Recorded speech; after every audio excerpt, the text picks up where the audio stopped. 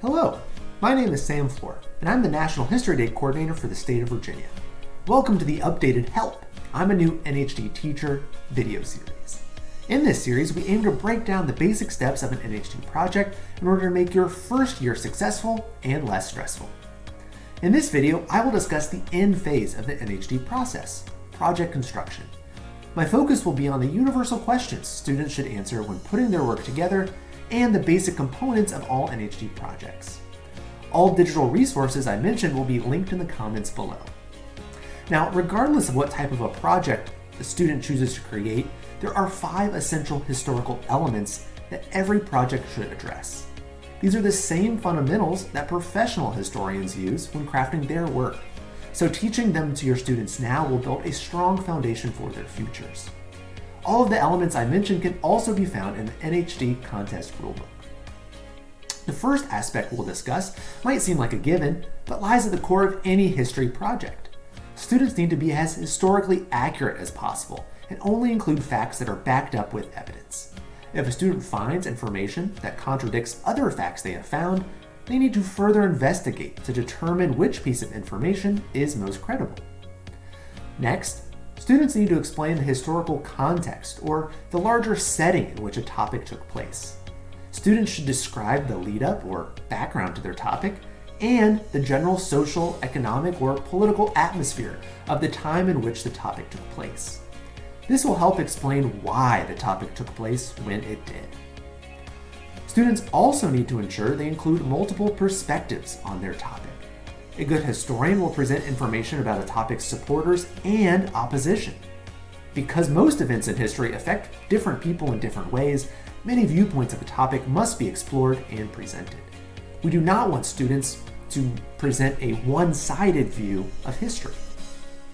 Every NHD project must also explain the topic's historical significance. This includes the short and long-term impacts of the topic. This element also helps to answer the "so what" or "why did this matter" question that all students should be keeping in mind when picking their topic in the first place. Lastly, and arguably most importantly, every student should make sure to have a clear historical argument.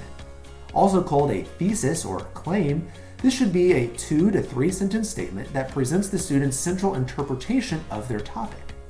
Additionally, the argument should clearly connect the student's project to the yearly NHD theme and make clear the topic's historical significance. When a student first begins the research phase of their project, they should craft a preliminary argument or thesis to help guide their thinking. Once they have completed their research and understand the full scope of their topic, that is the time to refine their arguments to reflect their findings. Now, students should be familiar with and considerate of all 5 of these central elements throughout the research and project and construction phases of their project. Now, when the time comes to put a student's research into a final product, NHD offers 5 different categories to choose from. Each of these categories should appeal to different types of learners and students with different creative interests. The categories are historical paper, exhibit, documentary, website, and performance. Now, when it comes to specifics, each type of project has its own set of rules and standards that students need to follow if they're going to compete in an NHD contest. These rules can be found in the NHD rulebook and on the NHD website. So make sure you and your students are familiar with them before they start constructing. But regardless of what type of a project a student chooses to create, all 5 NHD categories require 2 additional components: a process paper and an annotated bibliography. The process paper should be no longer than 500 words and must be entirely in the student's own writing, so no quotes or images. This is an additional opportunity for the student to add their own voice to their project. Students should describe the historical process, including how they research and how they put their project together.